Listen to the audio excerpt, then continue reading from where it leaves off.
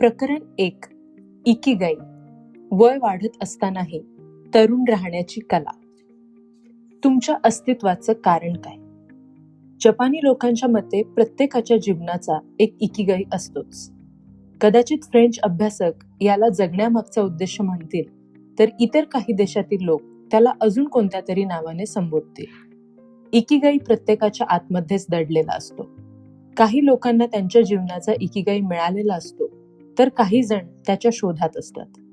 प्रत्येकाच्या अंतरंगामध्ये इकिगाई दडलेला असतोच आणि त्याला शोधण्यासाठी संयमाची आवश्यकता असते. ओकिनावासारख्या जास्तीत जास्त शतकी आयुष्यमान असलेल्या गावातील लोकांच्या मते त्यांच्या सकाळी उठण्याचं कारण असते त्यांना मिळालेला त्यांचा इकिगाई.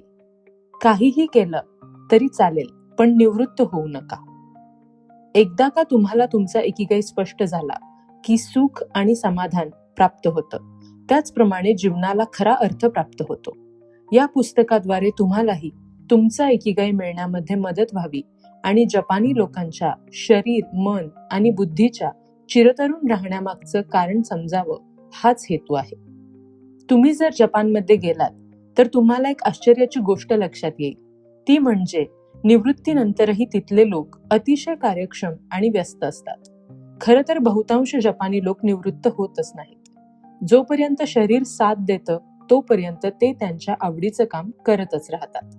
महत्वाची गोष्ट म्हणजे जपानी भाषेमध्ये निवृत्तीसाठी कोणताही शब्दच अस्तित्वात नाही. जसे इंग्रजीमध्ये रिटायरमेंट म्हणजे ठराविक वयानंतर कामामधून बाहेर पडणं किंवा मराठीमध्ये निवृत्त होणं असा शब्द आहे, तसाच जपानी भाषेमध्ये निवृत्ती या अर्थी शब्दच नाही. नॅशनल जिओग्राफीचे रिपोर्टर डॅन ब्युटेनर, ज्यांनी बराच काळ जपानमध्ये घालवला, ते असं म्हणतात की जपानी लोकांना त्यांच्या जीवनाचा उद्देश इतका महत्वाचा वाटतो की त्यांच्या संस्कृतीमध्ये निवृत्त होण्याची संकल्पनाच अस्तित्वात नाही. चिरतरुण लोकांचे राज्य. दीर्घायुष्याविषयीचं अध्ययन केल्यानंतर जपानी खाद्य संस्कृती इतकंच इकिगाईचं ज्ञान हे त्यांच्या दीर्घायुष्याचं खरं कारण मानलं जातं. इकिगाईला खाद्य संस्कृतीपेक्षा जास्तच महत्वाचं मानलं जातं. ओकिनावा आणि अशाच प्रकारे दीर्घायुषी लोक ज्या ठिकाणी राहतात, ज्याला ब्ल्यू झोन असं म्हणतात, तिथे केल्या गेलेल्या शोधकार्याच्या आधारे काही आश्चर्यकारक तथ्य समोर आली आहेत.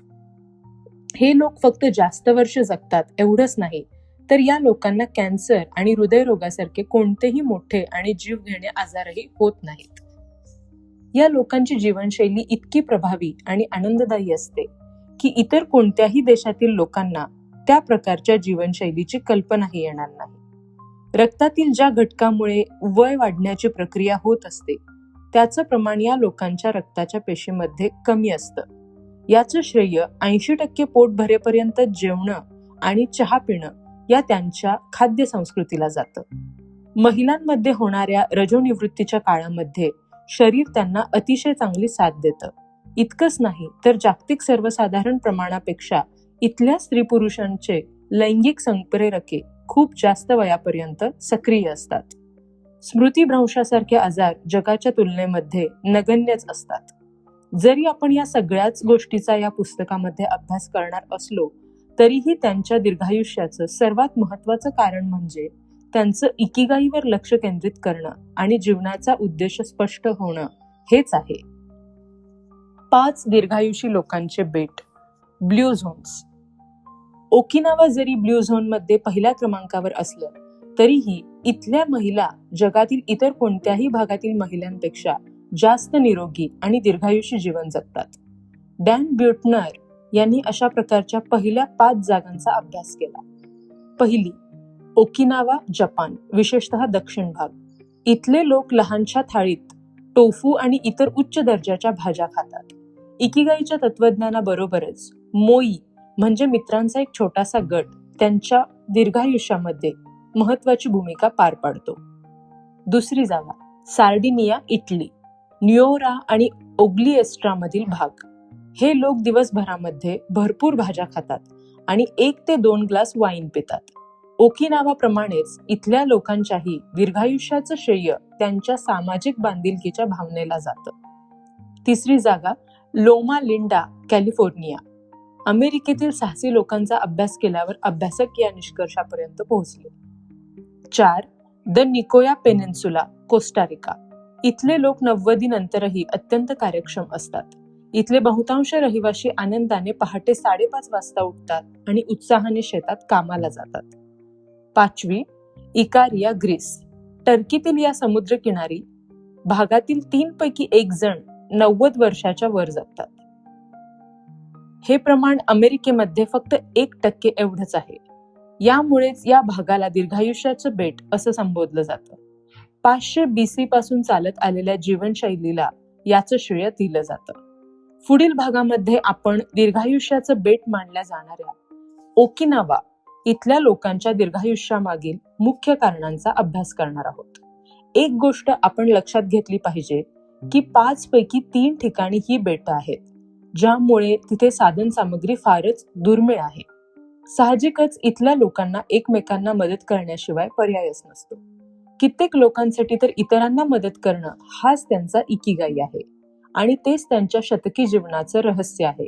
ज्या ज्या लोकांनी दीर्घायुष्य लोकांचा अभ्यास केला ते याच निष्कर्षापर्यंत पोहोचले की दीर्घायुष्याचं रहस्य खाद्य संस्कृती, व्यायाम, जीवनाचा उद्देश म्हणजेच इकिगाई जाणणं आणि मित्र परिवारामध्ये चांगले नातेसंबंध असणं हे आहे.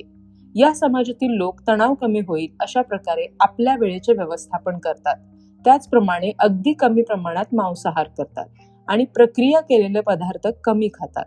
त्याचबरोबर ते मद्याचं प्राशनही कमी प्रमाणात करतात.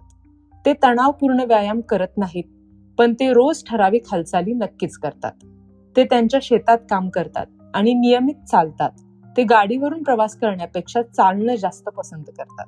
त्यांच्यापैकी जवळपास सर्वजणच रोज बागेत काम करण्यासारखा हलका फुलका व्यायाम करतात. 80% रहस्य.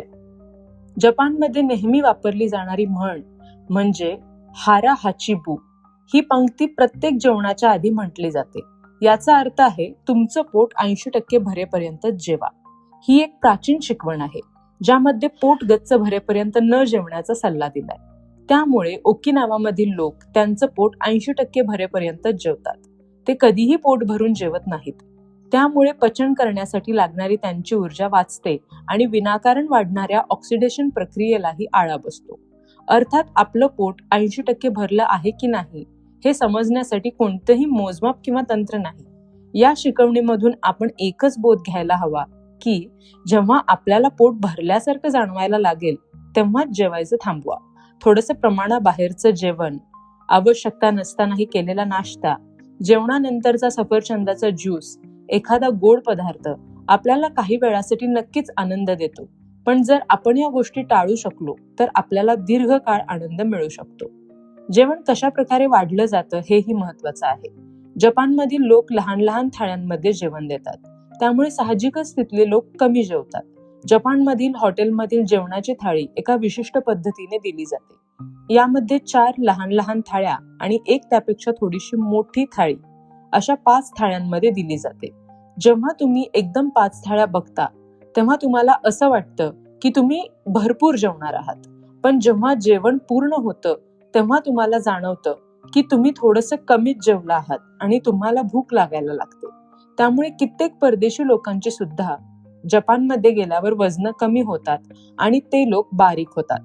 नुकत्याच ओकिनावामध्ये केल्या गेलेल्या सर्वेक्षणातून हे सिद्ध झालं आहे की तिथले लोक रोज 1800 ते 1900 कॅलरीज अन्न घेतात, तर जगातील इतर लोक साधारण 2200 ते 3300 कॅलरीज अन्न घेतात.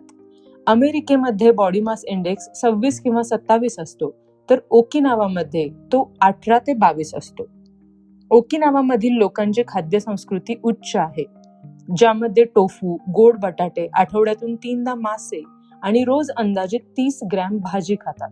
पोषणाच्या प्रकरणामध्ये आपण या 80% मध्ये कोणकोणते खाद्यप्रकार येतात याचा सखोल अभ्यास केलेला आहे. मोआई, जीवनाशी जोडलेलं असणं. ओकिनावामध्ये समाजातील इतर लोकांशी मित्रत्वाचे आणि सौजन्याचे संबंध प्रस्थापित करणं हा त्यांच्या संस्कृतीचाच अविभाज्य घटक आहे. मोआई म्हणजेच एकाच उद्देशाने एकत्र आलेल्या लोकांचा गट. समाजातील कित्येक लोकांसाठी समाजसेवा करणंच त्यांचा इकिगाई असतो. मोआईची संकल्पना फार पूर्वी आणि कठीण परिस्थितीमध्ये सुरू झाली. सुरुवातीला सर्व शेतकरी एकत्र मिळून ज्याच्याकडे कमी धान्य पिकलं आहे त्याला मदत करायचे. मोआईचे लोक मासिक वर्गणी ठरवतात आणि ती जमा करतात. जेव्हा ते एकत्र भेटतात तेव्हा जेवण, चर्चासत्र आणि गो अँड शोगी हा हे बुद्धिबळासारखा जपानी खेळ या किंवा अशा प्रकारच्या त्यांच्या छंदांसाठी ते जमलेले पैसे वापरतात. अशा प्रकारच्या छंदांसाठी पैसे वापरून झाल्यावर जे पैसे उरतात ते पैसे गटातील एका व्यक्तीला, ज्याची निवड आळीपाळीने केली जाते, दिले जातात.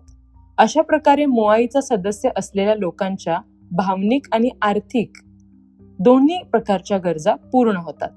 जर मोआई गटातील एखादा सदस्य आर्थिक अडचणीमध्ये असेल तर त्याला बचतीमधून काही पैसे उधारही दिले जातात. या सगळ्याची व्यवस्थित नोंद केली जाते आणि प्रत्येक जण वैयक्तिक जबाबदारी ओळखून आणि सामाजिक बांधिलकीतून प्रामाणिकपणे या संघाचा लाभ घेतो. यामुळे प्रत्येकालाच एक प्रकारे सुरक्षित असल्याची भावना निर्माण होते आणि आपल्या मदतीला पूर्ण संघ आहे या विचाराने ते तणावरहित आणि दीर्घायुषी जीवन जगतात. आतापर्यंत आपण इकिगाईची मूलभूत माहिती घेतली. आता आपण आजच्या प्रगत समाजामध्ये लोक वेळेच्या आधीच वृद्ध का होतात हे समजून घेऊ आणि इकिगाईचा आपल्याला कसा फायदा होईल हेही जाणून घेऊ. इथे प्रकरण 1 समाप्त झाले. पुढच्या भागामध्ये आपण बघणार आहोत या पुस्तकातील प्रकरण 2.